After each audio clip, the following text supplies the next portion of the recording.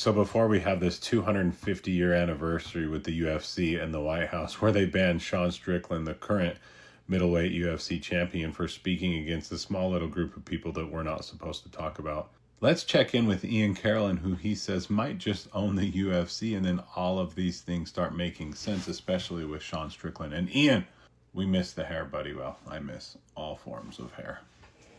Have you ever wondered who owns the UFC? You better buckle up for this. I'm just gonna read very mainstream sources and I'm gonna let you fill in the blanks. And don't worry, it won't be hard to do.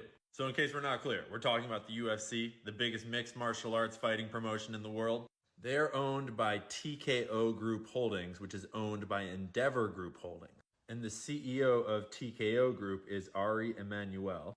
And he is also the CEO of Endeavor, the bigger company, along with Patrick Whitesell, the executive chairman. But I guess his name is probably pronounced Ari Emanuel because it's Jewish, not Mexican. His father, Jerusalem-born Benjamin Emanuel, was a pediatrician who was in the Irgun, a Zionist paramilitary group that operated in Mandatory Palestine during the 30s and 40s. And just to clarify, paramilitary group means terrorist organization. And just to clarify, that is not my definition or Hamas's definition or Palestinians' definitions. That is literally the Israeli government's definition. In 1948, they outlawed the Irgun and Lehi groups, declaring them terrorist organizations. Basically, everyone inside and outside of Jewish worlds called them terrorists and strongly condemned them. Here's a list of the bombings that they were responsible for. So anyways, his dad was a Zionist terrorist from back when Israel was being formed. And now he runs the UFC. Well, he owns the UFC. Dana White runs it. But that is just the start of this. Because he has two brothers. This one was Obama's White House chief of staff after years in senior positions in the Clinton administration. But there's another one. This one works at the Center for American Progress, the Wharton School, Harvard, and the NIH. But don't worry, the deep state is not real. Oh yeah, and President Joe Biden named him one of the 16 members of the COVID-19 Advisory Board. All three of those guys, their dad was an Israeli terrorist that even the Israeli government outlawed because their terrorist acts were so fucked up. Like bombing civilians. Literally. But wait! There's more! Because both Ari and his buddy Patrick, who are in charge of that other whole organization in charge of the UFC, they are also both in charge of IMG. They are co-CEOs. IMG is like a sports and media company. They have a whole entertainment and modeling division, including Miss Teen USA, Miss Universe. What does that remind me of?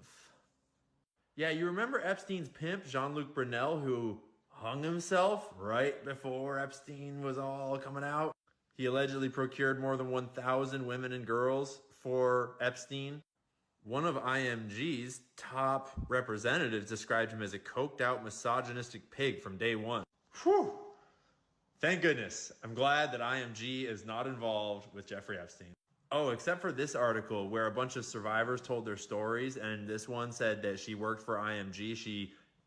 She told IMG what he was doing to her over in France or wherever she was, and IMG was like, oh, that's cool, whatever, no problem. And then they continued to send girls to him. Yeah, so IMG worked with him. And IMG doesn't just do modeling.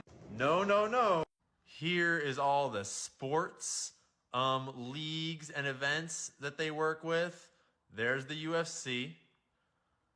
They do modeling, consulting, events, like the Premier League, the highest level of English football, like the PGA of America, like the United States Tennis Association. They've got figure skating. They got motorsports. Shit, they've even got the world's strongest man in the US Open of surfing.